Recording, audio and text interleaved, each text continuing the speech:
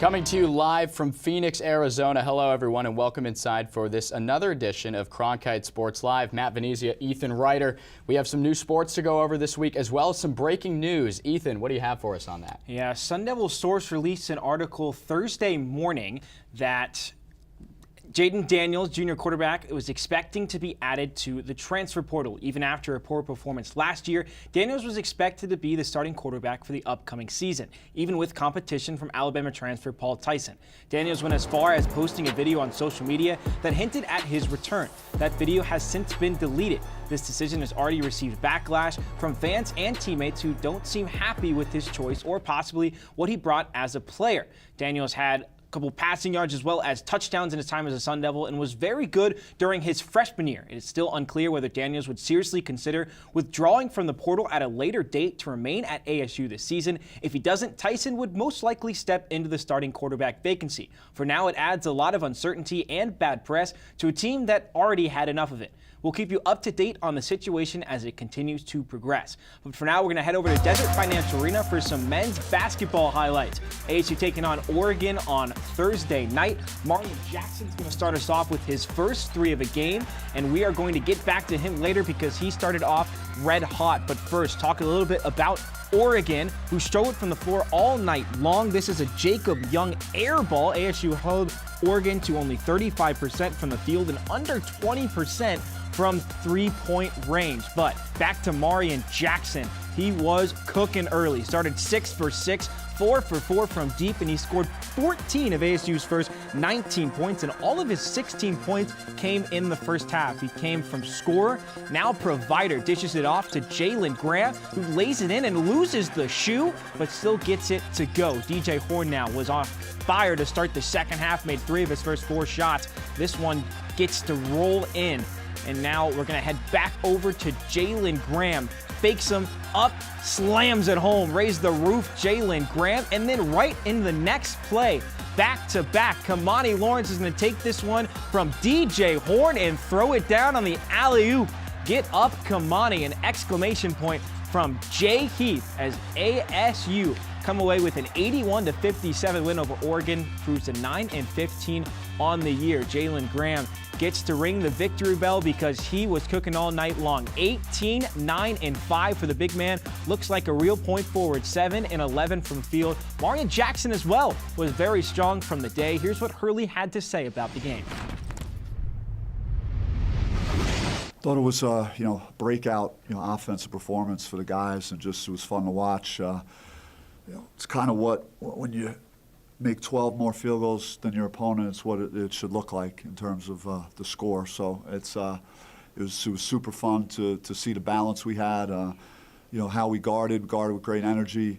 Holding them to the numbers that they shot, and just it's great to see so many guys contributing and playing well and having fun playing. We've been through a lot this year. Bobby Hurley and his guys pulled off a big win at Desert Financial, but the ladies also fared pretty well when they took the hardwood last week, as we have highlights from last week's 2 games against the University of Arizona, with the first one at Desert Financial. Jade Lavelle, she's been hotter than ever. We have 2 3-pointers from here to start off this contest for ASU. She had 14 in the first half for the Sun Devils. Shayna Pellington in the third quarter got off to a hot start for U of A as well, and they eventually took the lead in the fourth quarter. And U of A, with 3:20 remaining, there would be this crucial foul on Kate Reese, sending the Sun Devils to the line. And Tay Hansen and Miles Giles knocked them all down, 76-73 ASU late. But with 17 seconds left, ASU's Jade Van Hype draws the charge. The Sun Devils would go on to get the win, upset fashion against number 6 U of A in Tempe. Good scene there over at Desert Financial. Now we go to Tucson, where the Sun Devils look to make it 2 upsets in a row, as Miles Giles started it hot for ASU on this 6-0 run. But the Wildcats would not go down without a fight with this rebound. As you see the Sun Devils pushing the floor, Caitlin Levings keeps it going for ASU. On this inbound here, the Sun Devils, this is Giles trying to get the layup. She makes the tie with 1.5 minutes to go in regulation, but that number 6 team, they eventually did come back to get the win. That's Coy Love with the winning shot. And after some free throws, the Wildcats would get the win at home by 4. Here's what Charlie Turner-Thorne had to say. We were playing at 9 a.m. We played 8th-ranked Baylor with 18 hours rest. Not even a full day. So we've had a little bit of practice of just quick prep, but I mean this is for everything right now. So it's going to be really challenging.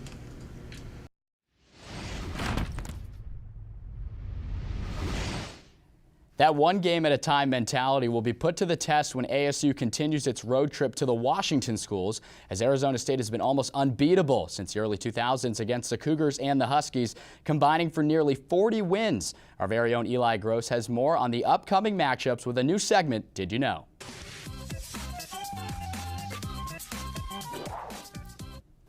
Thank you, Matt. In a weekend that was supposed to be the midst of a 4-game road trip, it wound up being a typical weekend for the Sun Devils. Arizona State was expected to take on Cal just 2 nights ago, but their flight was canceled due to mechanical plane issues.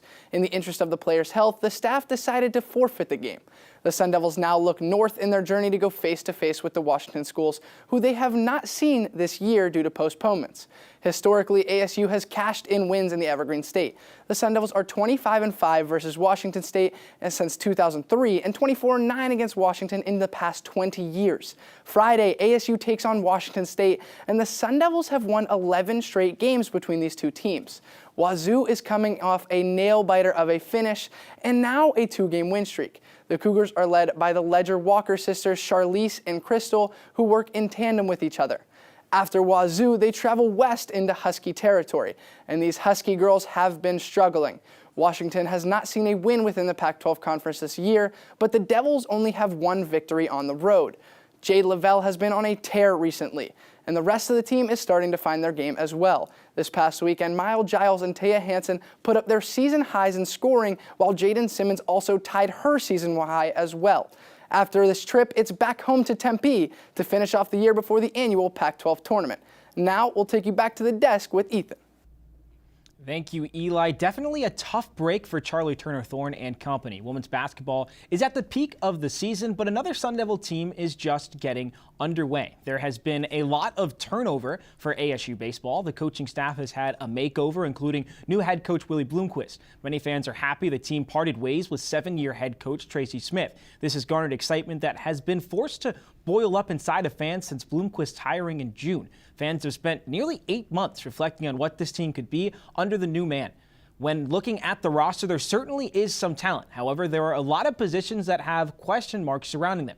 Reporter Jonah Krell explains how Bloomquist is building a culture that doesn't care about talent. As the new head coach, Willie Bloomquist is tasked with bringing ASU baseball back to its former glory, including his days as a Sun Devil. Now that's quite the tall task, considering it's a fairly young team with question marks surrounding the roster. As a result, Bloomquist is bringing a new identity to the Sun Devils this season, one that was clearly visible on Media Day a few weeks ago, with several players wearing shirts labeled TNT. It takes no talent. There's a lot of things where, we have a lot of talented guys on the team, but there's stuff that takes no talent to win a championship. The talent is clear and present on this year's team, featuring familiar faces in Ethan Long, Sean McLean, and Vander Koy himself when healthy. But in order to reach new heights, Bloomquist and his coaching staff are stressing the takes-no-talent mindset with a focus on the little things. It's the small things that really have a tendency to get overlooked, especially playing the game of baseball. The TNT, it's like embracing adversity, things like that, where it factors into every day with a baseball team. And yeah, talent is good, but talent's only going to take you so far. The pitching staff will have to exemplify the TNT model. As Bloomquist mentioned, there are no defined starter roles. All the arms will have to step up and manufacture outs. In the fielding department, fundamentals will also be of emphasis, as ASU fields a new look with Long at third, Hunter Haas at shortstop, and Connor Davis at first base, with Davis having not touched the diamond in over a year. ASU could also see a rotating group at catcher, with the Sun Devils featuring 4 viable options behind the dish. With no mention of ASU in the preseason rankings, and with so many new faces, some of the Sun Devils feel somewhat overlooked, fueling a chip on their shoulder and a relentless spirit. Obviously, we lose pieces and we gain pieces, and at the end of the day, it is what it is. The coaches are great, but there's no coach that's going to go in the box and do it for you, So we've kind of rallied around. Obviously, we love our staff, but we've rallied around each other and just said, hey, if anyone's going to do it, it's going to be us. You know, no one can do it for us, and you know, we're going to take all the information we can get and kind of put our own thing together and be relentless no matter what. So what does this all mean for the Sun Devils? Well, the final product is still up for debate, but what will be certain is a lot of moving parts trying to get the job done as a team effort. Last season, ASU could only ride the talent of Long, McLean, and now departed Drew Swift, among others, for so long before their season ran out at the Austin Regional. Now, with the TNT motto under a new regime, perhaps that can change this year. Only time will tell. From Phoenix Municipal Stadium, Jonah Krell, Cronkite Sports.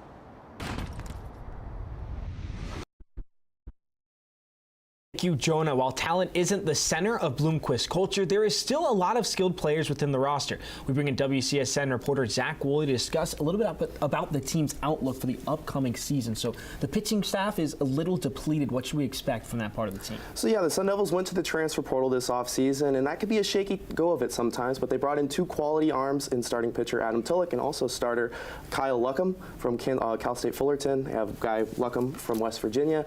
Those guys are going to anchor the pitching staff, which is going to be huge. You also have Will Levine returning last year. He's going to be a multi-inning closer. Then your last transfer guy, Chase Webster, transfer from Texas Tech, who can give you one really good arm from the pen. So it's going to be an arm barn and a plethora of arms for the Sun Devils this year. Yeah, and of course there's a little bit of a new era, new feel with Bloomquist coming in, but what else is new about this team? So yeah, you look at the assistant coaches. You got Sam Peraza, a really good pitching mind coming out of San Diego State, who is going to have to deal with this plethora of guys. They're going to be playing 27 outs. They're not playing 9 innings. They're playing 27 outs this year. And you have Travis Buck, another assistant coach, hitting. A lot of the players have mentioned and raved about the stuff they're getting from Travis Buck as well. Yeah, and in terms of starting off fast, it's always important for a team like this in transition. So what should we expect in terms of stopping Dixie State in the first series? So yeah, Dixie State returns a lot of good guys, including the Hollow brothers, who I found really interesting. Caden is a really good catcher, hits really well, but if they can stop those guys and keep the offense down for Dixie State and get a couple runs with that good lineup that they have, should be good to go this weekend. All right, thank you, Zach, for coming in and for your time. It certainly is a mixed bag for the upcoming season, but the new area of Willie Bloomquist has brought a lot of excitement around the team. Here's what the new man said himself. They played U of A, I think, the last regular season series last year. They beat U of A 1 out of 3 and played them tough the other 2 games, and they have 10 or 12 returning guys from that team. So they aren't going to be intimidated. They're going to be better than people think. We're anticipating a dogfight with them. So they have guys on the mound that throw the ball over the plate and are capable of taking advantage if we're not ready.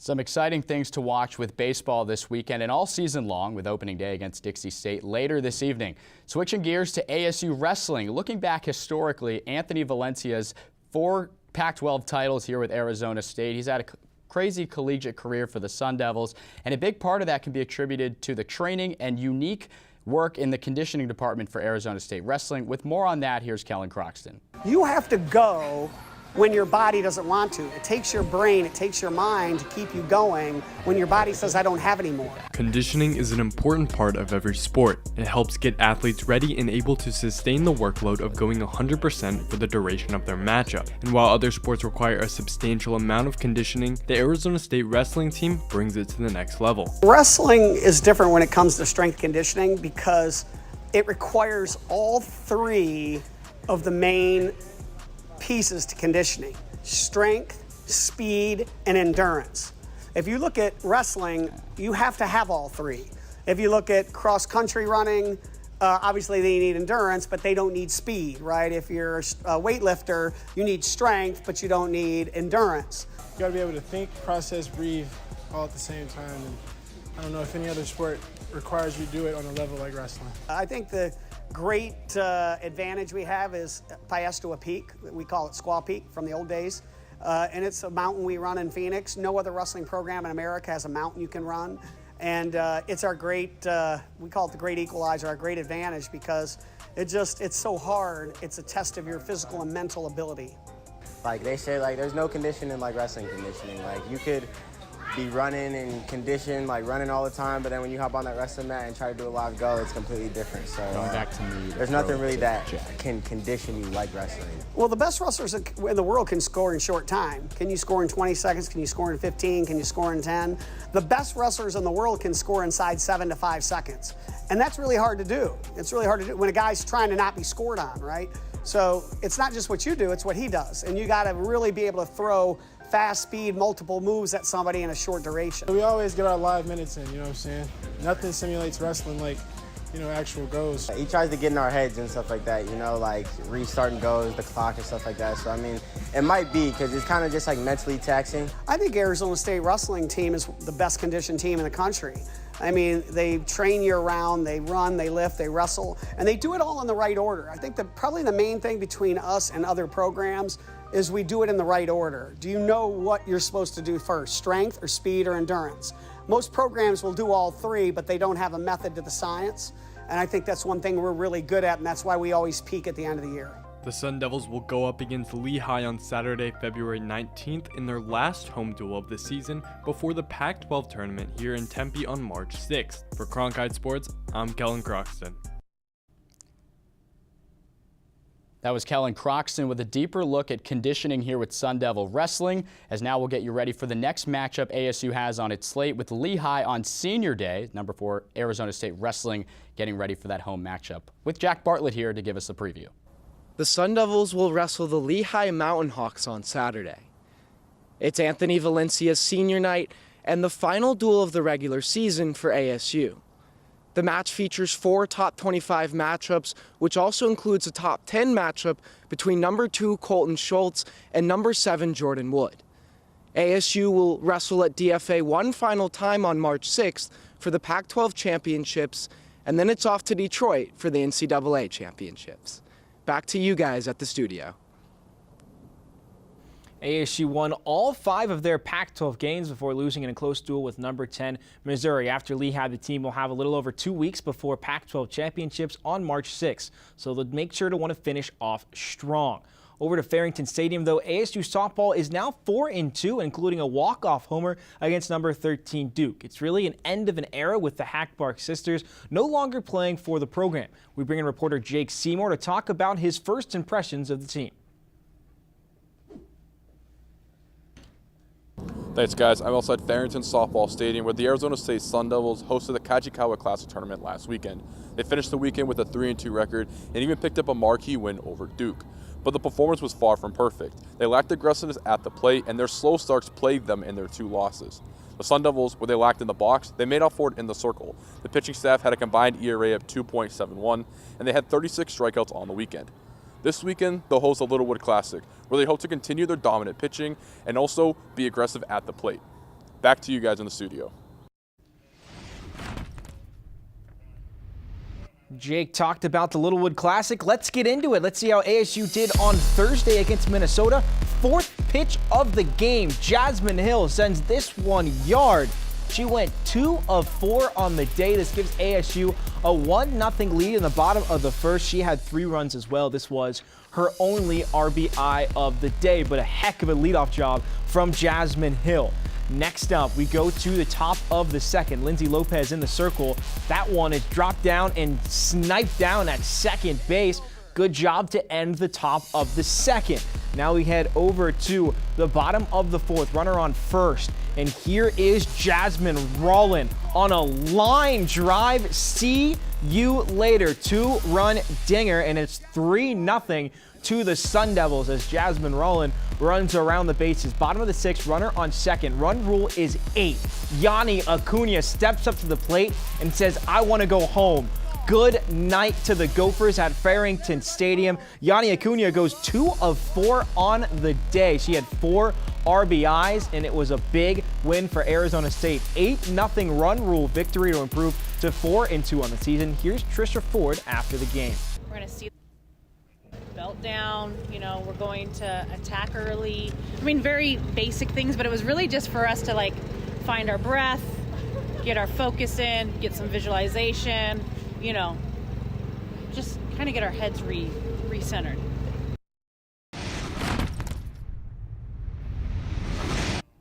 There's still a lot more to have on the Littlewood Classic, and we bring in Reese Andrews to tell us about what the Sun Devils have up next.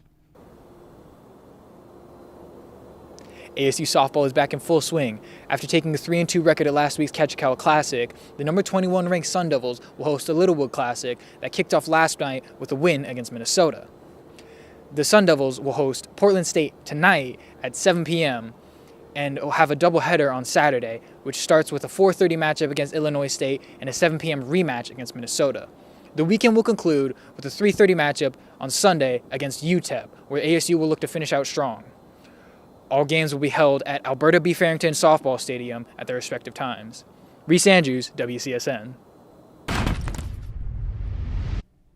Thank you, Reese, for helping us out with what to expect on the diamond with Arizona State softball. Now we're going to go over to gymnastics. Last week, the Gym Devils made it 7 years in a row of beating in-state rival Arizona. And with the help of Jasmine Gutierrez's 9.9 score on beam, it helped lead the way for ASU to post its highest score this season, a 199.6. Moving forward now, the Sun Devils have a meet in Tempe against number 15 UCLA as they come here to town. Let's go out to Desert Financial and hear from Tia Reed, who has more. Thanks, guys. This Sunday, the number 20 Arizona State Sun Devils will take on the number 15 UCLA Bruins right here at Desert Financial Arena. So far this season, UCLA has failed to live up to its expectations. Despite earning their way to a top 15 ranking, the Bruins have only scored above 197 once this season, and they currently hold a record of 2-5, sitting at second to last in the Pac-12. Many of their mistakes have been costly, consequently resulting in low scores and even injury. Nonetheless, UCLA has managed to find some light in the darkness. 2020 Olympian and freshman Jordan Childs has scored a perfect 10 in back-to-back meets, and she's currently ranked 9th nationally on bars. 2021 All-American and sophomore Shea Campbell has excelled on vault this season, scoring a 9.9 in 4 out of 5 meets. And amidst the struggle, senior Nora Flatley has stepped up in the all-around, routinely scoring in the 39s, including a 39.525 career high. In order to get the win this weekend, the Sun Devils will need to continue to deliver consistent performances like they have the past 2 meets. Back to you guys at the desk. Thank you, Tia. Let's get into the best part of the day. Top plays. Here we go with Sun Devil wrestling. This is Colton Schultz throwing the body around. He's going to take his opponent from Mizzou off the mat several times in this same clip. He was 15-0 so far this season at 285. The Sun Devils would still fall, though, to number 10 Mizzou, 19-14. But that's a lot of weight there at DFA. Definitely is. We'll go back to DFA, but a different time. Sun Devil Hoops taking on Oregon in men's basketball. DJ Horn was hot all the second half. This one, though, goes off the iron. Jay Heath can corral the offensive rebound. Whoop, see you later. Slams it home. Jalen Graham raised the roof. 81-57 win for the Sun Devils. Ethan, I know you love DFA. I do, too. We're going to stay there now for another play. This is back with wrestling. 157. This is Ja'Cory Teamer. Look at that stop, drop, and roll in for the score. And again, another unbeaten wrestler for ASU, Ja'Cory Teamer, 16-0 this season. He gets a hand raise there for ASU. You saw a walk-off earlier from Yanni Acuna, but this is a catch from Yanni Acuna. Runs a mile to get this one, dives, and makes the grab. Gets the out against a ranked Duke, who they ended up beating 8-7 in walk-off fashion. Take it away, Matt. Number 1 play stays at Farrington. With the game on the line, Christiana Watson gets the inside fastball. Ethan, she did not miss this one. Into the deep night, upsetting Duke at Farrington with a 2-run bomb. The Sun Devils would win it 8-7. And the ladies on the diamond moved to 4-2 on the season. That was a bomb. Definitely was. And this, I would say, was a pretty bomb show. I've been Ethan Ryder alongside Matt Venezia and everyone in the studio that has made this possible. And you guys for watching us. Thanks for coming along, and we will see you guys next time.